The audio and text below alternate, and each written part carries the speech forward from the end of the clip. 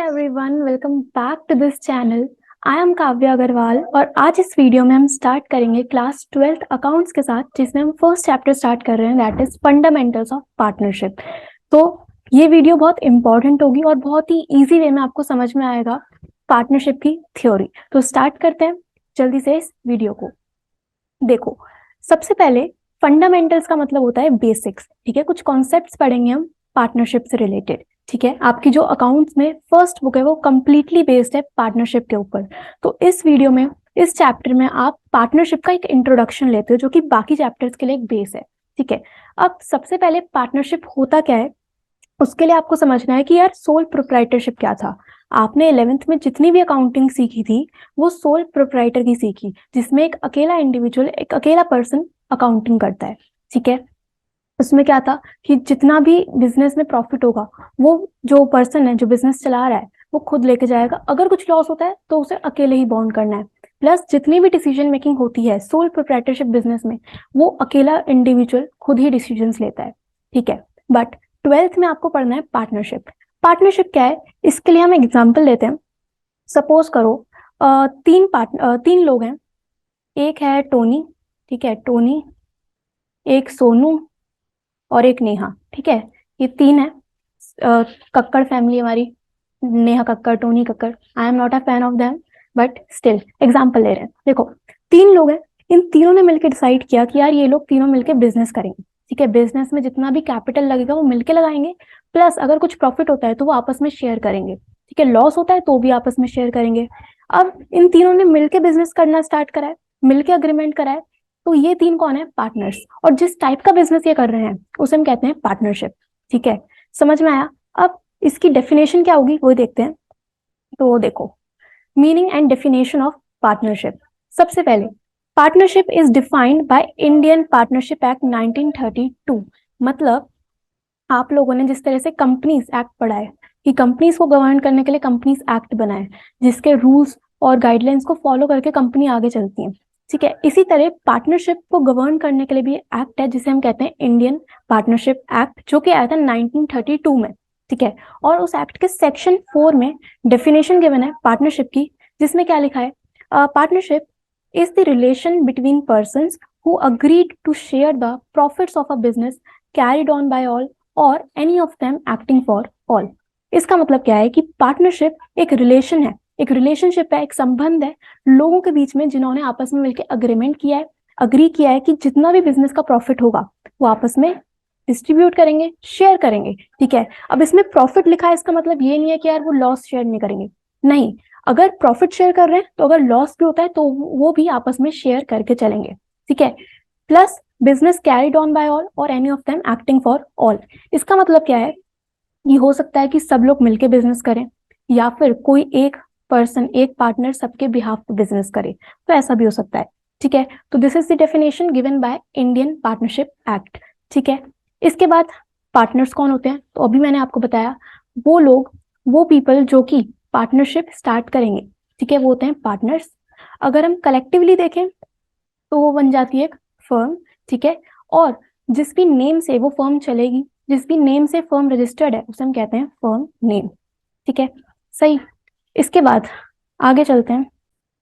So I hope आप लोगों को पार्टनरशिप का मीनिंग क्लियर है, ठीक है।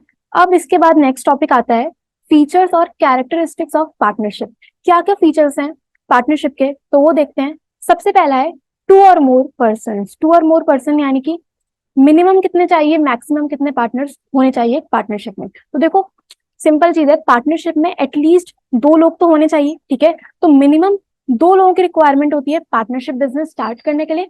और मैक्सिमम कितने चाहिए, तो देखो मैक्सिमम नंबर ऑफ पार्टनर एक फर्म में कितने हो सकते हैं, उसकी कोई भी लिमिट इंडियन पार्टनरशिप एक्ट ने डिफाइन नहीं की है, ठीक है। लेकिन कंपनीज एक्ट 2013 के अकॉर्डिंग 50 मैक्सिमम पार्टनर्स हो सकते हैं, ठीक है। तो आपको याद रखना है कि एटलीस्ट या मिनिमम दो पार्टनर्स चाहिए और मैक्सिमम 50 पार्टनर्स चाहिए, ठीक है। इसके बाद नेक्स्ट आता है मैक्सिमम नंबर ऑफ पार्टनर्स। मैंने आपको ऑलरेडी बताया कि 50 है, और ये किसने दिए लिमिट, कंपनीज एक्ट 2013, ठीक है। इसके बाद थर्ड है business can be carried on by all or any of them acting for all. Already मैंने बताया कि या तो बिजनेस सब लोग मिलकर करेंगे या फिर कोई एक पर्सन बाकी के बिहाफ पे करेगा, ठीक है। देन प्रॉफिट शेयरिंग हमने ऑलरेडी पढ़ लिया कि अगर बिजनेस में कुछ भी प्रॉफिट होगा तो वो सभी पार्टनर्स आपस में शेयर करेंगे, और अगर कुछ भी लॉस होता है तो वो भी मिलके ही डिस्ट्रीब्यूट किया जाएगा। Okay.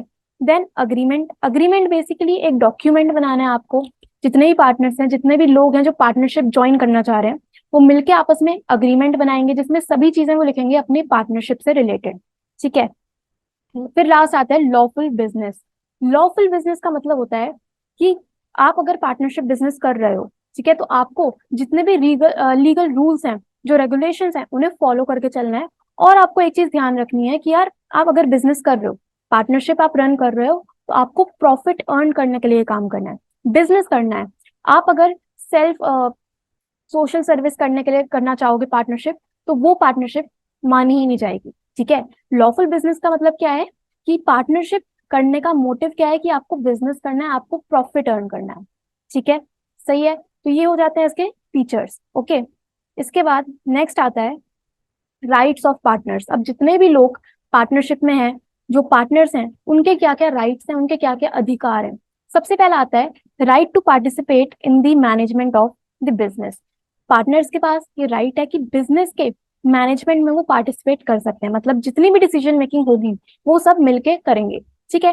Then to be consulted after the about the affairs of the business. Business में जो भी हो रहा है, अच्छी चीजें या गलत चीजें, वो आप पार्टनर्स के साथ डिस्कस करोगे, ठीक है। देन थर्ड है to inspect the books of account and have a copy of it. मतलब कि पार्टनर्स के पास ये राइट है कि अगर वो चाहें तो अपनी पार्टनरशिप बिजनेस की बुक्स ऑफ अकाउंट को चेक कर सकते हैं, उनको इंस्पेक्ट कर सकते हैं, ठीक है। तो ये राइट भी है पार्टनर्स के पास। इसके बाद to share profits and losses with others in the agreed ratio. ये हमने ऑलरेडी बात कर ली कि जितना ही प्रॉफिट या जितना भी लॉस होगा वो एक पर्टिकुलर रेशो में डिस्ट्रीब्यूट किया जाएगा, ठीक। फिर फिफ्थ आता है to receive interest on loan advance by him to the firm at an agreed rate of interest. इस पॉइंट को हम आगे डिस्कस करते हैं, अभी के लिए से रहने देते हैं, ठीक है। आगे to act according to his best judgement in case of emergency and be indemnified for the expenses incurred by him. मतलब कि अगर कुछ भी इमरजेंसी आती है, ठीक है, तो उस केस में अगर अगर फर्म में कुछ भी इमरजेंसी आ जाती है, ठीक है, पार्टनरशिप बिजनेस में कुछ इमरजेंसी आती है, और अगर पार्टनर को लगता है कि यार कुछ लॉस होने वाला है फर्म को, तो वो अपने पास से कुछ खर्चे कर रहा है, कुछ एक्सपेंस कर रहा है जिससे कि वो लॉस को कवर अप कर सके, तो उस केस में जो एक्सपेंस पार्टनर ने बियर करा है फर्म के बिहाफ पे, उसके लिए पार्टनर को पेमेंट किया जाएगा, ठीक है। इसके बाद not to allow the admission of a new partner. Basically एक सिंगल पार्टनर किसी भी नए पार्टनर को एडमिट नहीं कर सकता। अगर आपको नया पार्टनर लेके आना है फर्म में तो सबका अग्रीमेंट चाहिए, ठीक है। इसके बाद to retire from the firm after giving proper notice. आपके पास ये राइट है कि आप एक प्रॉपर नोटिस दो अगर आपको रिटायर होना है, ठीक है, फर्म छोड़ के अगर जाना है तो आपको प्रॉपर नोटिस देना पड़ेगा, ठीक। इसके बाद to get indemnified against the expense incurred by him on the business or incurred by him on behalf of the firm, ठीक है। तो इसका भी मतलब यही है कि अगर पार्टनर फर्म के बिहाफ पे कुछ खर्चे करता है, कुछ एक्सपेंस करता है, तो उसके लिए उसे पे किया जाएगा। और एक और चीज है कि अगर जो पार्टनर है, सॉरी जो फर्म है, अगर वो पार्टनर के बिहाफ पे कुछ खर्चे करती है, कुछ एक्सपेंस करती है, कुछ लॉस इनकर करती है, तो उस केस में फर्म को पेमेंट किया जाएगा। कि कौन देगा वो पेमेंट? पार्टनर देगा, ठीक है। सही। देन इसके बाद आता है नेक्स्ट, जो कि है nature of partnership. Nature of partnership का मतलब क्या है? देखो, दो पॉइंट ऑफ व्यू आपको पढ़ना है। एक है लीगल, ठीक है, एक लीगल और एक आता है अकाउंटिंग। ओके, देखो, एक तो लीगल पॉइंट और एक अकाउंटिंग पॉइंट। अगर हम बात करते हैं लीगल पॉइंट ऑफ व्यू से, ठीक है, लॉ के पॉइंट ऑफ व्यू से, तो partnership is not a separate legal entity from its partners. मतलब कि अगर हम लीगल पॉइंट ऑफ व्यू से बात करें तो पार्टनरशिप और पार्टनर्स में कोई डिफरेंस नहीं है, ठीक है, दोनों एक ही हैं। इसका मतलब क्या है? It means firms debts can be paid from private assets of the partners if the firm is not able to pay its liabilities. मतलब अगर फर्म ने कुछ भी लोन लिया है, ठीक है, फर्म ने लोन लिया है और उस पर इंटरेस्ट देना है, और सपोज अब फर्म इस पोजीशन में नहीं है कि वो इंटरेस्ट दे सके, तो उस केस में पार्टनर को आके इंटरेस्ट पे करना पड़ेगा, ठीक है। ये किस पॉइंट ऑफ व्यू से है? लीगल पॉइंट ऑफ व्यू से। अगर कुछ भी ऐसा मॉनेटरी क्लेम आता है, अगर हम लॉ की बात करें, तो पार्टनरशिप और पार्टनर्स के बीच में कोई भी डिफरेंस नहीं है, ठीक है। बट अगर हम बात करते हैं अकाउंटिंग पॉइंट ऑफ व्यू से, तो yes, partnership is a separate business entity. तो उस केस में पार्टनर्स अलग हैं और पार्टनरशिप अलग है। ठीक है, मतलब पार्टनरशिप की अकाउंटिंग अलग होगी, मतलब कि फर्म की अकाउंटिंग अलग होगी, पार्टनर्स की अकाउंटिंग अलग होगी। आप अभी चैप्टर में पढ़ोगे आगे कि हम पार्टनर्स के अकाउंट्स अलग से बनाते हैं और फर्म के अकाउंटिंग अलग करते हैं। ठीक है, तो अकाउंटिंग पॉइंट ऑफ व्यू से अगर हम बात करें तो दोनों अलग अलग हैं, but legal point of view से कोई भी डिफरेंस नहीं है, एक सिंगल एंटिटी है। ठीक है, इसके बाद नेक्स्ट आता है पार्टनरशिप डीड। देखो पार्टनरशिप डीड क्या है, ये आपने 11th में भी अपने बिजनेस स्टडीज में पढ़ा होगा थोड़ा सा, कि पार्टनरशिप डीड क्या होता है। पार्टनरशिप डीड का सिंपल मतलब है एक डॉक्यूमेंट, एक अग्रीमेंट, ठीक है, जो कि पार्टनर्स मिलके बनाते हैं और जिसमें वो अपने बिजनेस से रिलेटेड सभी चीजें लिखते हैं। ठीक है, कि कितना प्रॉफिट होने वाला है, उसको किस तरह से शेयर करेंगे, कितना कैपिटल कंट्रीब्यूट करा है, तो जितनी भी चीजें हैं आपके बिजनेस से रिलेटेड वो आप उस डॉक्यूमेंट में मेंशन करते हो और उसी डॉक्यूमेंट को हम कहते हैं पार्टनरशिप डीड। ठीक है, अब क्या लिखा हुआ है इसमें, a written document containing the terms and conditions of partnership and because of which the partnership comes into existence is known as partnership deed. It is a legal document signed by all the partners and has the following clauses. तो ये जो deed है, ये जो document है, ये सभी partners sign करते हैं और उसमें क्या क्या चीजें आती हैं देखो, डिस्क्रिप्शन ऑफ पार्टनर्स, ठीक है, description of firm, principal place of business की बिजनेस कहाँ से ऑपरेट हो रहा है, क्या लोकेशन है, nature of business, commencement of partnership, आपने बिजनेस स्टार्ट कब करा, कैपिटल कंट्रीब्यूशन की हम बात करते हैं, इंटरेस्ट ऑन कैपिटल हो गया। अब इंटरेस्ट ऑन कैपिटल क्या है ये अब आगे पढ़ोगे। ठीक है, interest on drawings, profit sharing ratio क्या है कि किस रेशो में प्रॉफिट और लॉसेस को शेयर करोगे, वो भी आप इस डॉक्यूमेंट में लिखते हो। इसके बाद इंटरेस्ट ऑन लोन, अगर पार्टनर ने फर्म को लोन दिया है तो कितना इंटरेस्ट देना है, अगर फर्म ने पार्टनर को लोन दिया है तो कितना इंटरेस्ट देना है, वो सब हम इसी डीड में लिखते हैं। ठीक है, इसके बाद रेमुनरेशन हो गया, मतलब कि सैलरी हो गया, कुछ बोनस है, कुछ कमीशन है, तो वो कितना कितना देना है वो भी आप इसी डॉक्यूमेंट में लिखते हो। Then valuation of goodwill, goodwill की किस तरह से वैल्यूएशन होगी, गुडविल की अकाउंटिंग किस तरह से होगी, इसके लिए आपको एक पर्टिकुलर चैप्टर पढ़ना होगा। ठीक है, आगे then valuation of assets, settlement of accounts, accounting period कितना है, ठीक है, राइट्स क्या है, ड्यूटीज क्या है पार्टनर्स के, उसके बाद ड्यूरेशन ऑफ पार्टनरशिप, आपने अगर एडवांस में डिसाइड करा है कि हमें पार्टनरशिप इतने टाइम तक चलानी है तो वो टाइम कितना है वो आप इसमें लिखते हो। ठीक है, बैंक अकाउंट ऑपरेशंस, अगर किसी पार्टनर की डेथ हो जाती है तो उस केस में किस तरह से अकाउंटिंग होगी, क्या रूल्स अप्लाई होंगे, वो भी इसी डॉक्यूमेंट में आप लिखते हो। प्लस सेटलमेंट ऑफ डिस्प्यूट्स, अगर कुछ भी कॉन्फ्लिक्ट्स या कुछ भी डिस्प्यूट्स होते हैं पार्टनर्स के बीच में या पार्टनर और फर्म के बीच में, तो किस तरह से सेटल किया जाएगा, वो सभी चीजें आप इसी डॉक्यूमेंट में लिखते हो, जिसे हम कहते हैं पार्टनरशिप डीड। ठीक है, क्लियर। इसके बाद नेक्स्ट है इंपॉर्टेंस ऑफ पार्टनरशिप डीड। हमने अभी इतना सारा पढ़ा कि यार पार्टनरशिप डीड में बहुत कुछ आता है, बट क्यों जरूरी है पार्टनरशिप डीड की, तो वो देखो, एन इंपॉर्टेंट लीगल डॉक्यूमेंट, सबसे पहली चीज पार्टनरशिप बिजनेस के लिए एक बहुत ही इंपॉर्टेंट लीगल डॉक्यूमेंट है। ठीक है, defines relationship between the partners, partners के बीच में क्या रिलेशनशिप होगा, कैसा रिलेशनशिप होगा, वो यही डॉक्यूमेंट डिफाइन करता है। उसके बाद governs the rights, duties and liabilities of each partner and therefore avoids and settle disputes among the partners. ठीक है, then in case of any dispute among partners, अगर पार्टनर्स के बीच में कुछ भी डिस्प्यूट होता है, partnership deed is considered as the basis for settlement of such dispute. तो पार्टनरशिप डीड के प्रोविजंस को फॉलो करके आप उन डिस्प्यूट्स को सॉल्व कर सकते हो। Okay, then not essential but desirable to have a partnership deed, very important. देखो कंपल्सरी नहीं है किसी भी पार्टनरशिप फर्म के लिए कि वो डीड बनाए, बट डिजायरेबल माना जाता है, अगर बनाया होगा आपने डीड तो अच्छा है। ठीक है, बट कंपल्सरी नहीं है। Okay, then where there is no partnership deed, provisions of Indian Partnership Act 1932 will be applied. Very important point, अगर किसी फर्म ने पार्टनरशिप डीड नहीं बनाई है तो उस केस में इंडियन पार्टनरशिप एक्ट 1932 के प्रोविजंस को आप फॉलो करते हो। ठीक है, उन्हें अप्लाई करोगे। ओके, तो अब हम देखेंगे वही provisions in the absence of partnership. Partnership deed मतलब क्या है, देखो इस पॉइंट का मतलब था कि डीड बनाना कंपल्सरी नहीं है। ठीक है, अगर आपने डीड बनाई है तो उसमें आपने सभी प्रोविजंस लिखे होंगे।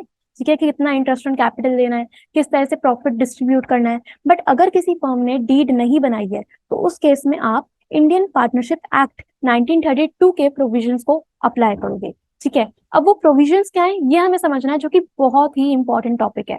ठीक है, ये टॉपिक बहुत इंपॉर्टेंट है और इसी पे बेस्ड आपकी पूरी पार्टनरशिप चलेगी। तो इन्हें अच्छे से समझना है हमें, और आ जाओ इसे हम डिस्कस करते हैं जल्दी से। देखो, provisions in the absence of partnership deed. सबसे पहला प्रोविजन है sharing of profits and losses. मतलब अगर किसी फर्म ने पार्टनरशिप डीड नहीं बनाई है तो उस केस में प्रॉफिट्स और लॉसेस को किस तरह से शेयर किया जाएगा। तो क्या लिखा है, profits and losses are shared equally by the partners. ठीक है, अगर डीड नहीं है तो जितना भी प्रॉफिट या जितना भी लॉस होगा वो पार्टनर्स आपस में इक्वली शेयर करेंगे। ठीक है, अगर चाहे किसी ने ज्यादा काम किया हो चाहे किसी ने कम काम किया हो, बट अगर आपने डीड नहीं बनाई तो आपको इक्वली डिस्ट्रीब्यूट करना है। ठीक है, एग्जाम्पल लेते हैं। सपोज प्रॉफिट हुआ है एक फर्म को 40,000। ठीक है, 40,000 का प्रॉफिट हुआ है और दो पार्टनर्स हैं ए और बी। ठीक है, अगर उन्होंने डीड बनाई है और डीड में लिखा हुआ है कि यार जो प्रॉफिट है ये आप 3:1 की रेशियो में डिस्ट्रीब्यूट कर लेना। ठीक है, तो ए जो है वो कितना ले जाएगा, 40,000 का 3/4। ठीक है, ये कैसे निकाला, ए का शेयर है 3 और इन दोनों का टोटल क्या है 4, तो 3/4, तो ये आ जाएगा 30,000। ठीक है, और बी की अगर हम बात करें तो आएगा 40,000 इंटू 1/4 जो कि आएगा 10,000। तो अगर डीड होगी तो आपने उसमें रेशियो लिखी होगी तो उसके अकॉर्डिंग दे दोगे, बट अगर डीड नहीं है आप जितना ही प्रॉफिट है उसे इक्वली डिस्ट्रीब्यूट करोगे। तो अगर डीड नहीं है तो जो 40,000 है ये 20,000 डिस्ट्रीब्यूट कर दिया जाएगा। ठीक है, सही। इसके बाद नेक्स्ट है इंटरेस्ट ऑन कैपिटल। सबसे पहले इंटरेस्ट ऑन कैपिटल होता क्या है ये समझो। तो देखो, इंटरेस्ट ऑन कैपिटल का मतलब क्या है कि सपोज ये फर्म है, ठीक है, और ये पार्टनर है, पार्टनर ए। ठीक है, अब सपोज पार्टनर ने फर्म में कैपिटल लगाया है, ठीक है, पैसा लगाया है, तो इस पैसे पे फर्म पार्टनर को देती है इंटरेस्ट। ठीक है, जिस तरह से आप बैंक में अगर पैसा रखते हो तो आपको वहां पे इंटरेस्ट मिलता है ना, इसी तरह पार्टनर अगर फर्म में कैपिटल कंट्रीब्यूट करती है तो फर्म पार्टनर को इंटरेस्ट देती है। इसी इंटरेस्ट को हम कहते हैं इंटरेस्ट ऑन कैपिटल। ठीक है, अब प्रोविजन क्या है कि अगर आपने डीड नहीं बनाई तो उस केस में पार्टनर को इंटरेस्ट ऑन कैपिटल मिलेगा ही नहीं। ठीक है, अगर इंटरेस्ट चाहिए था तो आप डीड में लिख देते, बट आपने नहीं बनाया डीड, तो उस केस में क्या होगा, interest on capital is not to be allowed to any partner. ठीक है, नेक्स्ट है interest on drawings. Interest on drawings का मतलब क्या है, अब देखो, इंटरेस्ट ऑन ड्रॉइंग्स होता है कि अब पार्टनर है, ठीक है, और ये फर्म है। अब सपोज पार्टनर ने फर्म में से पैसा निकाला है, विड्रॉ करा है, ठीक है, ड्रॉइंग्स है, तो उस केस में पार्टनर क्या करेगा, फर्म को इंटरेस्ट पे करेगा। ठीक है, बट अगर आपने डीड नहीं बनाई है, पार्टनरशिप डीड नहीं है, तो उस केस में इंटरेस्ट ऑन ड्रॉइंग्स भी पार्टनर से चार्ज नहीं किया जाएगा। ठीक है, तो तीन प्रोविजन हमने पढ़े। सबसे पहले profits and losses are share equally. ठीक है, इंटरेस्ट ऑन कैपिटल नहीं दिया जाएगा, इंटरेस्ट ऑन ड्रॉइंग पार्टनर से चार्ज नहीं किया जाएगा। ठीक है, इसके बाद रेम्यूनरेशन टू पार्टनर। रेम्यूनरेशन में हम बात करते हैं सैलरी की, बोनस, कमीशन। तो ये भी चीजें हैं कि अगर डीड में आपने ये प्रोविजन नहीं बनाया, अगर आपने डीड नहीं बनाई है तो उस केस में पार्टनर को किसी भी तरह का रेम्यूनरेशन नहीं मिलता। ओके, फिर लास्ट इसके बाद है admission of partner. Admission of partner मतलब new partner cannot be admitted unless all the partners agree. मतलब कोई भी पार्टनर को आप, किसी पर्सन को आप एज अ पार्टनर एडमिट नहीं कर सकते। जब तक सारे ही पार्टनर्स अग्री नहीं करेंगे तब तक आप किसी भी नए पर्सन को पार्टनर नहीं बना सकते। ठीक है, तो सबके कॉन्सेंट की जरूरत है, सबके अग्रीमेंट की जरूरत है यहाँ पे। ठीक है, इसके बाद लास्ट आता है इंटरेस्ट ऑन एडवांस और लोन बाय अ पार्टनर। इसको समझते हैं, देखो ये इंपॉर्टेंट है। इसमें क्या है कि सपोज ये पार्टनर है, ठीक है, और ये फर्म है। ओके, अब सपोज पार्टनर ने फर्म को लोन दिया है। ओके, पार्टनर ने फर्म को अगर लोन दिया है तो इस केस में फर्म क्या करेगी, पार्टनर को इस पे इंटरेस्ट देगी, इंटरेस्ट ऑन लोन। ठीक है, अब लिखा क्या है इसमें, देखो, interest on loan by partner is allowed 6% per annum. Interest on loan by partner is a charge, ये चार्ज होगा, चार्ज अगेंस्ट प्रॉफिट। इस चीजों को हम छोड़ देते हैं। देखो, अब है क्या, अगर पार्टनर ने फर्म को लोन दिया है तो फर्म क्या करेगी, पार्टनर को इंटरेस्ट देगी।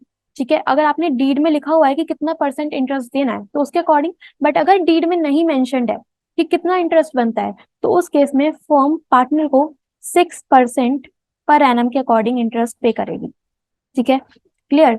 दूसरा केस है कि अब पार्टनर, ठीक है, पार्टनर है ये और ये फर्म है। ठीक है, अब इस केस में क्या हुआ है, अब फर्म ने पार्टनर को लोन दिया है। ओके, फर्म ने पार्टनर को लोन दिया है तो अब पार्टनर फर्म को इंटरेस्ट देगा, ठीक है। बट अगर आपने डीड में मेंशन ही नहीं करा कि कितना इंटरेस्ट देना है तो उस केस में फर्म को कुछ भी इंटरेस्ट नहीं मिलेगा। ओके, दोनों में डिफरेंस है। अगर पार्टनर फर्म को लोन दे रहा है तो उस पे इंटरेस्ट मिलना है, डीड में अगर मेंशन नहीं है तो आप 6% पर एनम के अकॉर्डिंग इंटरेस्ट देते हो, ठीक है। और दूसरा केस क्या है, सिंपल, कि अगर फर्म ने पार्टनर को लोन दिया है तो इस केस में फर्म को इंटरेस्ट मिलना है। अगर आपने डीड में कुछ भी नहीं लिखा तो उस केस में फर्म को इंटरेस्ट नहीं मिलेगा, ठीक है। तो अगर हम एक समरी देखें तो अगर डीड नहीं है तो कहीं ना कहीं इंटरेस्ट के केस में पार्टनर को फायदा हो रहा है, ठीक है, 6% के अकॉर्डिंग से इंटरेस्ट मिल रहा है, ठीक।